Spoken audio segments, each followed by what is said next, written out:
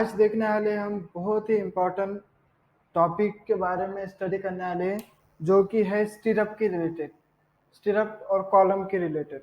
Okay, अब स्टीरअप जो है कॉलम में भी यूज होता है, बीम में भी यूज होता है। इसका मेन पर्पस क्या है और ये क्या इम्पोर्टेंस रोल प्ले करता है जब स्ट्रक्चर फेल होता है। ओके, तो यहाँ पे बहुत सी चीजें जो है लोगों को मालूम या फिर इंजीनियर को मालूम नहीं रहती है, कॉन्ट्रैक्टर को मालूम नहीं रहती है। तो ये चीज जो है बाद में आके एक थोड़ा सा अर्थक्वेक भी आ गया स्ट्रक्चर में, थोड़ा सा या हेवी लोड आ गया तो कॉलम या बीम फेल हो जाते हैं। वो फेल क्यों होता है उसका रीजन मैं आपको आज बताने जा रहा हूँ। अब यहाँ पे जो हमने अर्थक्वेक के रिलेटेड, यहाँ पे जो स्ट्रक्चर्स जो है हमने अर्थक्वेक के रिलेटेड स्टडी किया है। और अर्थक्वेक में स्ट्रक्चर फेल्योर कैसा होता है, कॉलम फेल्योर कैसा होता है, क्या मेन रीजन होता है, तो इसके बारे में डिटेल स्टडी करने वाले हम। तो स्टार्ट करते हैं विथ सब में मेन जो है दो फेल्योर के बारे में। कॉलम में जो है दो टाइप के फेल्योर होता है, एक लोकल बकलिंग और एक ग्लोबल बकलिंग। लोकल बकलिंग जो है स्टीरअप, दोनों भी जो है स्टीरअप बहुत इंपॉर्टेंट रोल प्ले करता है। तो लोकल बकलिंग में जो है हमने स्टीरअप जो हमारे डिजाइन के अंदर स्टीरअप की स्पेसिंग आ रही थी, हमने वो नहीं डाल के अब ज्यादातर ठेकेदार या इंजीनियर, लगभग तो जब ठेकेदारी, वो क्या करते हैं कि आपके कॉलम में 6 इंच स्पेसिंग आ रही है, 4 इंच स्पेसिंग आ रही है, तो वो बढ़ा देते हैं उसे, वो कर देते हैं 7 इंच 8 इंच। और हमें रीजन बता देते हैं कि भाई यहाँ पे स्ट्रक्चर को कुछ नहीं होगा, आप मेरे ऊपर छोड़ दीजिए, स्ट्रक्चर गिरने वाला नहीं है या कुछ भी नहीं होने वाला है।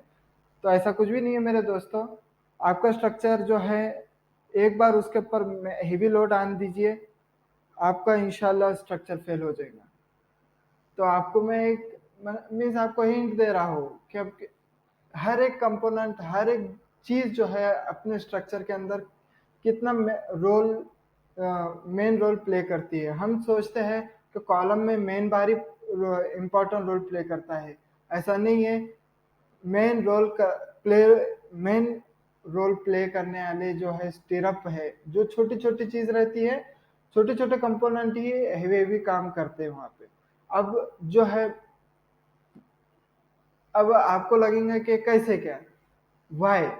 तो मैं एक चीज बता दूं कि आप जो, अब समझो आपके 4 बार है, कॉलम में 4 बार आ रहे हैं आपके, वो 12 mm के आ रहे हैं, ठीक है। अब वो 12 mm के आ रहे हैं, अब आप जो है लैपिंग करते हुए उसको ऊपर लेते हुए चलते हैं। अब आप लैपिंग करते हुए ऊपर चल रहे हैं, ठीक है। आप एक सिंगल बार तो लेके नहीं जा सकते, लैपिंग करके लेके जाएंगे। अब आपने क्या करे, स्टीरअप की स्पेसिंग बढ़ा दिए। अब स्ट्रक्चर के ऊपर क्या हुआ, हेवी लोड आ गया। हेवी लोड होने की वजह से क्या होगा, वो बकल, मतलब वो क्या होगा, एक्सपांड मीन्स दूर जाने की कोशिश करेंगे। अब जो स्टीरअप जो है वो थोड़ी स्पेसिंग उसकी ज्यादा है, तो वो स्टीरअप लोड जो है एक्सपांड लोड कैरी नहीं कर पाएगा, वो क्या हो जाएगा, एक्सपांड हो जाएगा और आपका स्ट्रक्चर खुल, जो कॉलम है वो खुल जाएगा। तो वो कैसा होता है मैं आपको वो आगे एक्सप्लेन करने वाला हूँ। तो ये आपको समझ में आएगा कि लोकल बकलिंग और ग्लोबल बकलिंग में क्या डिफरेंस है।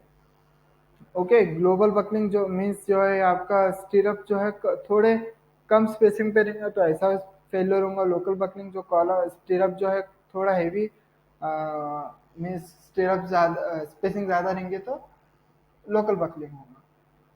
अब यहाँ पे एक ग्राफ है, ये ग्राफ के जरिए समझते हैं कि हमारे स्ट्रक्चर में डिस्प्लेसमेंट, ओके, और डिस्प्लेसमेंट कैसा होगा। अब जो स्ट्रक्चर है, आपका स्ट्रक्चर है, लोड कैरी हो रहा है।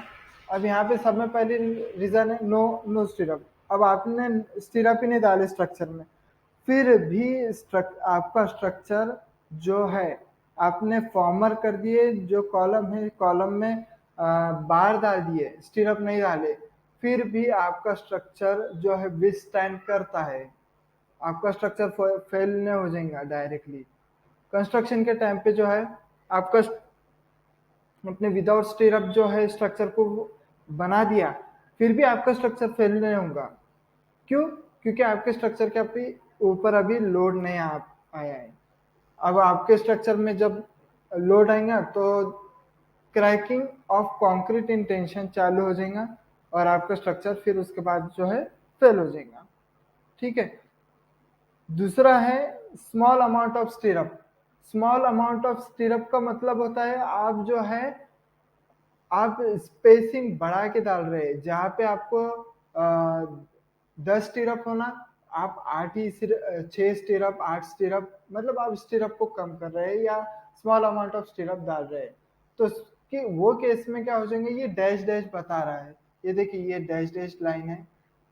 अब आपका स्ट्रक्चर तो मीन्स लोड कैरी कर पाएगा, लेकिन वो क्या हो जाएगा बाद में उसके अंदर इल्डिंग आ जाएंगी।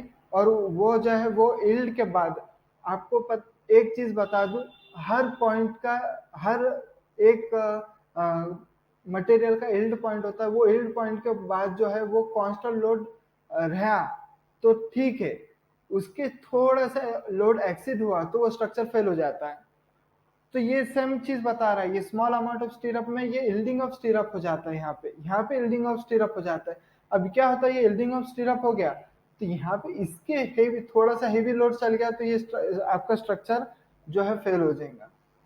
तीसरी है लार्ज अमाउंट ऑफ स्टीरअप। आपने स्टीरअप बहुत ज्यादा डाल दिए तो आपका इल्डिंग ऑफ स्टीरअप जो है बढ़ जाएगा, आपका डिस्प्लेसमेंट है जो है वो बढ़ जाएगा। ठीक है। आपने ज्यादा स्टीरअप डाल दिया तो भी ठीक है, लेकिन जितने स्टीरअप लग रहे हैं आप उतने स्टीरअप डालिए, आपका स्ट्रक्चर विस्टैंड कर जाएंगे। ओके, ये एक इम्पॉर्टेंट बहुत इंपॉर्टेंट चीज है, आपको स्ट्रक्चर बनाते टाइम जो है ध्यान में रखना चाहिए। आप विदाउट स्टीरअप भी बनाइए, आपका स्ट्रक्चर, मैं बोल रहा हूँ आपका स्ट्रक्चर गिरेगा नहीं। आप फॉर्मवर्क करिए, फॉर्मवर्क में 4 बार डाल दीजिए और उसको होल्ड करने के लिए कुछ प्रोवाइड कर लीजिए और सीमेंट भर लीजिए, आपका स्ट्रक्चर गिरेगा नहीं।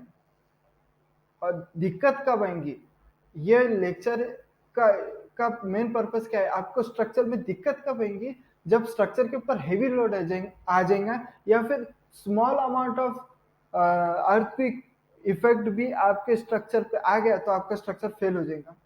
तो मैं ये पॉइंट इसलिए बता रहा हूँ कि आप ध्यान में रखिए हो। अब ये देखिए, ये जो है स्टीरअप जो है थोड़े ज्यादा स्पेसिंग पे थे तो ये देखिए लोकल बकलिंग आ गई यहाँ पे।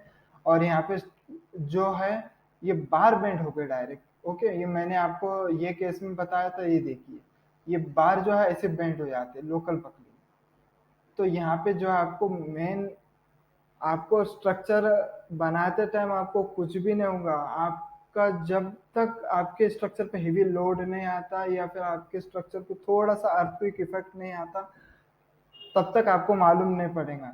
तो इसलिए स्टीरअप का जो है मेन पर्पस क्या है मैं वो आपको बता रहा हूँ। आप ये चीज को समझिए और इसे आप अपने स्ट्रक्चर के अंदर इम्प्लीमेंट कीजिए। ये तीसरा ये कंडीशन है ग्लोबल बकलिंग के बाद। आपके स्टीरअप जितने ज्यादा रहे तो आपके जो लेंथ है वो उतनी ही डिवाइड होती जाती है और स्ट्रक्चर मीन्स स्टीरअप और जो मेन बार है वो बकल होने के चांसेस बहुत कम हो जाते हैं और आपका डिस्प्लेसमेंट जो है बहुत कम हो जाता है। ओके, तो ये मेन पर्पस है। तो इसलिए थोड़े स्टीरअप, जितने स्टीरअप है उतने स्टीरअप डालिए या एक बढ़ के भी डाल सकते हैं आप, ये आपके सेफ्टी के लिए है। ओके, और ये देखिए ये लोकल बकलिंग है, ये डायरेक्टली जो बार है वो बेंड हो गया है। अब इसके अंदर जो है स्टीरअप देखिए आपको दिखने को नहीं मिल रहा है, स्टीरअप की स्पेसिंग बहुत ज्यादा है तो आपको जो है यहाँ पे बार जो है डायरेक्ट खुल के बाहर आ जाता है, बकलिंग हो जाती है इसकी। ये और ये देखिए ये स्टीरअप इसे कहते हैं और स्टीरअप का जो है मेन पर्पस आप समझ गए होंगे। और यहाँ पे जो है कम स्पेसिंग रखेंगे हम, जितना स्टैंडर्ड स्पेसिंग रखने की कोशिश करेंगे उतना स्ट्रक्चर अपना सेफ रहेगा। और आपका जो है थोड़ा सा इफेक्ट भी आएगा स्ट्रक्चर के ऊपर अर्थक्वेक का, तो आपका स्ट्रक्चर जो है विथस्टैंड कर पाएगा। ओके, तो ये छोटा सा लेक्चर था जिसके बारे में इंफॉर्मेशन अवेयर करना बहुत ज़रूरी था कि यहाँ पे जो है स्टीरअप का क्या इंपॉर्टेंस है आपके स्ट्रक्चर में। और बहुत सारे कॉन्ट्रैक्टर जो है अपने बजट मीन्स पैसे बचाने के लिए वो स्टीरअप की स्पेसिंग बढ़ा देते हैं। वो मेन पर्पस जो है आपका काम करेंगे बीम के अंदर। मैं आपको ये कॉलम के अंदर बता रहा हूँ, बीम के अंदर भी स्टीरअप रहते हैं, तो मेन पर्पस काम करते हैं। तो आपको ये इम्पोर्टेंस मीन्स आप खुद चेक करिए आपके साइड के ऊपर बरोबर 6 इंच के जो है स्पेसिंग होना, लगभग जो है 6 इंच की स्पेसिंग ही रखिए। मीन्स 6 इंच या 6 इंच से ज़्यादा जो सपोर्ट है, सपोर्ट कंडीशन के पास देंगे हम 6 इंच या 6 इंच से कम स्पेसिंग रखिए। और मिडल में आएंगे हम तो 6 इंच या 6 इंच से थोड़ा ज़्यादा स्पेसिंग रखिए स्टीरअप की। तो होप ये आपको समझ में आ गया होगा। मिलते हैं नेक्स्ट लेक्चर में नेक्स्ट इंफॉर्मेशन के साथ। ओके, तब तक के लिए प्लीज़ लाइक, सब्सक्राइब और शेयर कीजिए मेरे चैनल को।